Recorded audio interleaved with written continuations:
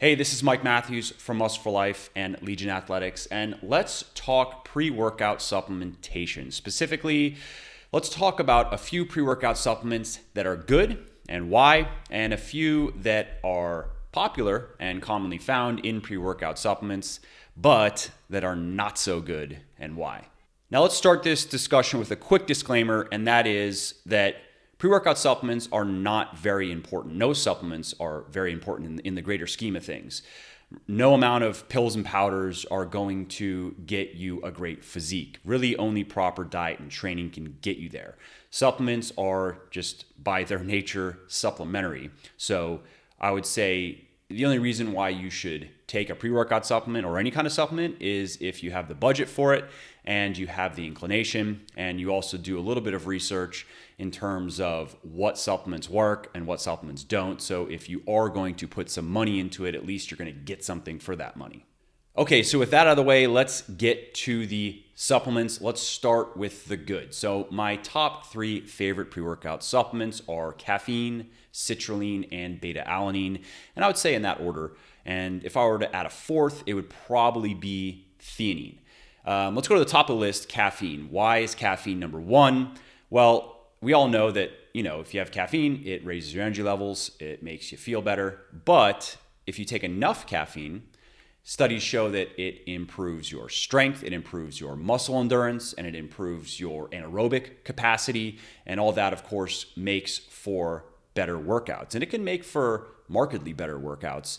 And if you look at it in terms of hard numbers, let's say if you take enough caffeine before, let's just say it's your biggest workouts. Let's say your big lift days, your big press days, pull days, squat days, and because of that, let's say over the course of a longer period of time, let's say over the course of a year even, because of your caffeine usage, you are able to gain muscle, let's say 5% faster. Not because caffeine directly impacts muscle growth, but no, if you can perform better in the gym and you actually push yourself and you are following at least a decently designed workout program, and again, you push yourself and you really try to progress in your lifts, and in the case of this example, being in the most important lifts, in your big lifts, that can translate, of course, into better gains. Of course, 5% isn't an exciting number per se. And by the way, that's just a number I'm plucking out of my head that seems reasonable to me. It's not backed by any study that I know of, but given caffeine's effects on strength and muscle endurance, and given how you can turn that into faster progress, I think it's a reasonable number. Now, it's not exciting, 5%, but when you combine that with other things that you can do, supplementary and otherwise, those numbers can start to add up. So if you get a few, let's say it's just 3 to 5% per strategy, we could say, or per tactic, if there are 4 or 5 things you can do that give you a few percent, you're looking now at anywhere from, it could be on the low end of 12 to the high end of maybe even 20% faster muscle gain, which, depending on where you're at in your journey, could equal anywhere from an additional 2 to 5 pounds of muscle gain per year. It's pretty significant. All right, so I mentioned earlier that you have to have enough caffeine to see these effects. And this is actually where a lot of people make a mistake, is they don't have enough. And what is enough? Well, studies show that really optimally, you'd be having about 6 milligrams of caffeine per kilogram of body weight, and you'd have it about 30 to 45 minutes before you work out. It's just a general rule of thumb. However, benefits can be seen at half that dosage, so 3 milligrams per kilogram of body weight, and that's probably a good place to start. If you are not a caffeine person, I wouldn't recommend that you just jump to 6 milligrams per kilogram of body weight per day. Start at 3 and see how your body responds, and if you respond well, then work up toward that 6 milligrams per kilogram of body weight amount. It's also worth mentioning that research shows that the more frequently you have caffeine and the larger those doses are, the more your body becomes resistant to its effects, both its energy and mood boosting effects, the effects that you feel, and its performance boosting effects. So if you want to maintain maximum efficacy, you should limit your caffeine intake to just 2 or 3 days per week. If you're cutting and you want to push the envelope with the increase in basal metabolic rate, I suppose you could probably bump it up to 4 days a week, but generally, 2 or 3 days a week is going to be optimal, and then no caffeine on the other days so your body can reset its sensitivity, so to speak. Now, in terms of the best source of caffeine, there is evidence that the form found in supplements, which is caffeine anhydrous, is better for our purposes, for the purposes of boosting performance, than the form found in coffee. So again, that's why I like going with a pre-workout supplement for that reason. I like coffee more than I like pre-workout supplement, but if I'm taking caffeine to have a better workout, I'm going to take a pre-workout. Okay, number 2 on my list is citrulline. And citrulline is an amino acid that works similar to L-arginine, which you have probably also heard of if you're looking into pre-workout supplements. But I like citrulline more because it has more or less the same effects in the body, which kind of boils down to increasing nitric oxide production, but it does so more reliably than L-arginine. It actually gets turned into L-arginine in the body, which you would think just because it's more circuitous, wouldn't it be better to just supplement directly with L-arginine if you want to increase the arginine levels in your body? Well, research shows that no, actually, citrulline is better for this. And as a consequence of increased nitric oxide production, which, by the way, if you want to learn more about nitric oxide, what it is, how it works in the body, head over to legionathletics.com and search for nitric oxide, and you'll see an article I wrote on nitric oxide supplements, which explains the mechanisms. But anyways, so as citrulline increases nitric oxide production, what that does then is it boosts muscle endurance, it can reduce muscle soreness after workouts, and it can also increase your aerobic performance. So again, it just makes for better workouts. And not that it matters all that much, but you can also expect to get bigger pumps from citrulline because that's one of the side effects of increased nitric oxide production is increased blood flow. And so you have bigger and better pumps. And similar to caffeine, what you're looking at then with citrulline is something that is safe and natural that you can take that can make for better workout performance, which if you apply yourself diligently enough in the gym can make for better progress over the long term. Okay, so let's talk beta-alanine. So beta-alanine is another amino acid, and what it does is it regulates the amount of a substance called carnosine that's stored in your muscles. And by supplementing with beta-alanine, you raise the carnosine levels, the intramuscular carnosine levels, and that in turn benefits your performance and possibly your muscle gain as well in a few different ways. Specifically, studies show that if you take enough beta-alanine, it can reduce the amount of fatigue that you experience during your workouts, and especially if your workouts are higher intensity workouts like CrossFit workouts or HIIT intervals, that's where it's particularly beneficial.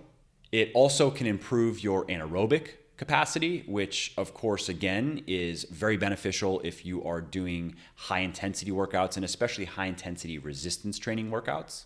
And it can also increase your power output, so the amount of just raw work that your muscles can do in a given workout. And there is evidence that it may also directly increase muscle growth in a way that isn't quite understood yet. It isn't necessarily a result of just having better workouts. Similar to creatine. Creatine helps you gain muscle directly. It doesn't just increase workout performance, and then it's on you to do something with that and turn that into muscle gain. Now, in terms of how much beta-alanine you take, according to a meta-analysis of 23 different studies on beta-alanine, the clinically effective dosage ranges between about 2.6 and 6.4 grams per day, and researchers determined that about 5 grams a day is optimal. So if you're on the low end, if you're taking 2.5 grams a day, you may see some benefits, but if you take 5 grams a day, or I think it specifically was about 4.8 grams a day, you're going to see significantly better results. But if you go above that, that's where diminishing returns really kicks in. So, there's very little difference in terms of results between 4.8 or 5 grams a day and closer to 6.5 or 7 grams per day. All right, so quickly, I mentioned theanine as a bonus, as a number 4 pick, and I'll just tell you quickly about it. So it's an amino acid as well, and it's found primarily in tea. And why I like theanine so much is, one, it works synergistically with caffeine to further boost mood, and it really actually makes a difference. At least for me, I really feel a difference between just caffeine and caffeine theanine. It almost sometimes gives me a little bit of a euphoric kind of feel. Like that's how strong the mood elevation is. And research shows that it actually can elevate mood just in and of itself as well. But when you combine it with caffeine, it's particularly effective in that regard. And otherwise, research shows that theanine can reduce stress levels, and it also can increase nitric oxide production, which is good for the reasons we've already discussed. And in terms of amount, the clinically effective dosages range from 100 to 250 milligrams is really where you want to be. And if you're going to be taking theanine with caffeine, then I recommend a 1-to-1 ratio, even if that means going above 250 milligrams of theanine. All right, so let's flip this coin over now and let's talk about pre-workout supplements that are not so good. So let's go with the 3 that are most popular and most common in pre-workout supplements that I'm not a fan of and that I don't take and that I won't be putting in my products unless new research comes out that completely changes our understanding and also just changes the weight of the evidence, because currently the weight of the scientific evidence is against these guys. And the first is branched chain amino acids. I get emails, or my team, over at Legion, we get emails every single day from people asking us to please make a BCAA. And I just don't see any reason to do it. Now, if you're not familiar with BCAAs, it's 3 amino acids. It is leucine, isoleucine, and valine. And the reason why these BCAA supplements are so popular is there are a number of studies that have been done over the last decade or so that hype BCAAs up as sometimes, almost like a steroid-like supplement, but a natural version that has no side effects. The hype around BCAAs is that they can improve your immune function, they can reduce the amount of fatigue that you experience in your workouts, that they can reduce exercise-induced muscle damage, which is of course good because the less muscle damage that you have resulting from your workouts, the harder you can train and the more frequently you can train those muscle groups. And of course that they also are supposed to, or supposedly, increase muscle growth and significantly increase muscle growth. Some people say it's even better than creatine. Again, it's like a natural steroid. And while it would take probably a video to really break it all down, I'm just going to get right to the point and say that really that is all just fake news. So the studies that are held up as definitive proof of how great BCAAs are either not indicative of us, so they're not conducted with young, healthy, resistance-trained people, or in some cases are just completely fabricated, in my opinion. It gets to be where it's obvious in terms of design flaws and funding biases and so forth, or are just misinterpreted. So the research is just misinterpreted or sensationalized. So where, effect sizes aren't really discussed. It's just taking maybe very minor improvements in maybe 1 or 2 of a number of variables looked at. And then in some cases, some of those variables actually are worse with BCAA supplementation, but we just ignore that and we just take these 1 or 2, and really the effects are so small. And when you look at the data, you can't even be sure if they are due to the BCAA supplement or just random chance. But again, let's ignore that. Let's take it, run with it, and say, hey, see this study right here, see this little graph. You don't really quite understand what you're looking at. You haven't looked at the data, but here's what it shows you. It shows you that these things are going to help you get super strong and super big. And this is the one supplement that you should be taking every day if you're into weightlifting. And so the bottom line here is, if you eat a high protein diet, which you should if you want to gain muscle and strength as quickly as possible, and if you also pay attention to your pre and post-workout nutrition, which again, you should. It's not nearly as important as eating a high protein diet, but you might as well, because it can make a difference, especially over time. And again, that just kind of boils down to have some carbs and have some protein, maybe within 2 or 3 hours of before working out, and then have some protein at least.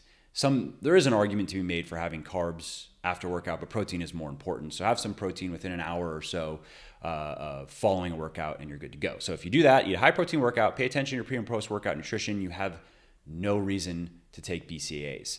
I guess one little caveat is if you are training in a fasted state and combining that probably with some supplements to lose fat faster, like caffeine, synephrine, yohimbine, then the leucine and BCAAs can be helpful because it will mitigate the increase in protein breakdown rates that you see when you train in a fasted state.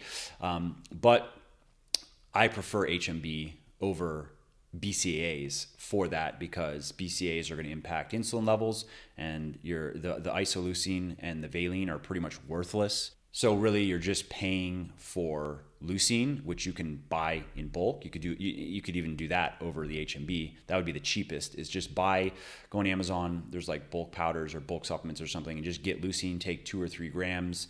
Again, just put it in your pre-workout 30 to 45 minutes before you train. Good to go. Or if you're going to do HMB, it's about the same dosage at the same time. Good to go. Okay, so number 2 on my list of do not likes is something I mentioned earlier. It's L-arginine. And again, you're going to find L-arginine in a lot of pre-workout supplements. It's in a lot of pump supplements.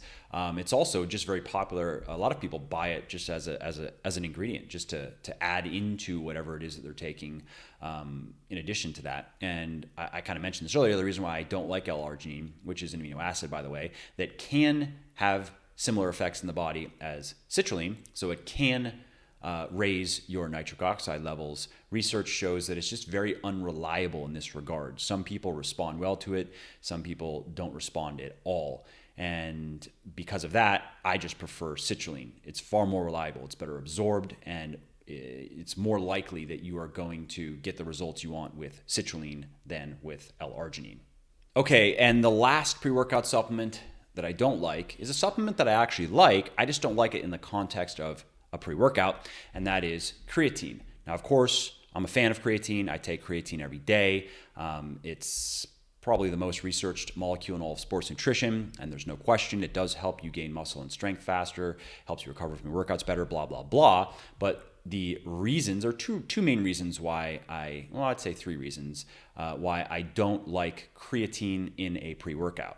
So the first reason, I'm just going to get it out of the way because it's the weakest reason, but it is worth noting, and that is there is evidence that having caffeine with creatine may negate some of creatine's effects in the body.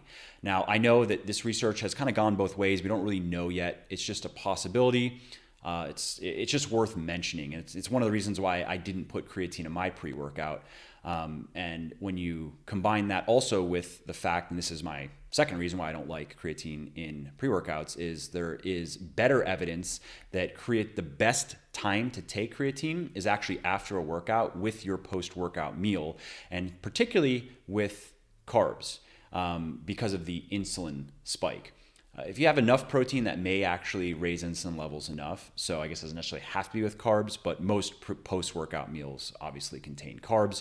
And again, there are a couple studies that suggest that is actually the best time to take creatine. That's when you are going to get the most benefits from it.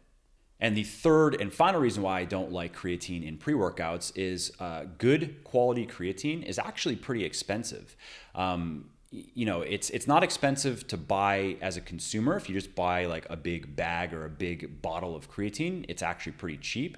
But that's just because you're probably buying from big companies like Optimum Nutrition, for example, which they buy so much creatine. They're able to offer prices that nobody else can offer. And I mean, I guess really the same can be said for any of the real big players. They're able to offer really low prices. But for somebody like me, with Legion, Legion is going to do 8 figures in sales this year, but in the scheme of the sports nutrition space, that's nothing. It's actually kind of expensive for me to put a good dosage of creatine. It's in my post-workout supplement, which is called Recharged, and you want 5 grams per day. That's actually kind of expensive. And so what that means is if I were to be spending the money to put that in a pre-workout supplement, which again, I don't think that's the best place to put creatine, but if I were to do that and I were to spend the money to put a proper dosage of creatine in it, that would mean that I would have quite a bit less money to spend on stuff that I think should be in there, like, I mean, caffeine's not expensive, but like theanine, citrulline, beta-alanine, and a couple others I haven't mentioned, like betaine. So again, I would rather spend that money on things that I think make the most sense in a pre-workout supplement and save creatine for a post-workout supplement where then I can, put a full proper dosage in there. And yes, it's still expensive, but at least I think it fits the product better. And so that's it. That's it for this video. It ran on a little bit longer than I thought it was going into it. I just talked too much. That's my thing, I think. Anyways, I hope you liked the video. And if you did, please give it a like. And if you want to know when my new stuff goes up, just hit the subscribe button and then hit the little bell and YouTube will notify you. Thank you, and I will see you in the next one.